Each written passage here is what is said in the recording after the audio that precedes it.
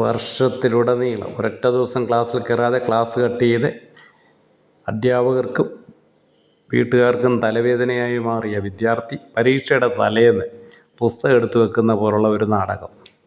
നായനാർക്ക് പഠിക്കാൻ ശ്രമിക്കുക, പറ്റൂല. നവകേരള ബസ്സിൽ കയറി കേരളം ഒട്ടാകെ വിവിധ രുചി ഭേദങ്ങൾ അറിഞ്ഞ് സുഖിച്ച് 34 ലക്ഷം രൂപ അതിൻ്റെ യാത്രാപ്പടി എഴുതിയെടുത്തു. എന്നിട്ട് കേരളീയം, നാടൊട്ടുക്ക് വികസന സെമിനാറുകൾ, ഈ ഉത്തരം താങ്ങിപ്പല്ലികളായ പൗരപ്രമുഖരെ എല്ലാം വിളിച്ചു കൂട്ടി വൈവിധ്യമാർന്ന വിഭവസമൃദ്ധമായ സദ്യ ഒരുക്കി. എന്നിട്ടും വയലുകളൊന്നും നീങ്ങിയില്ല.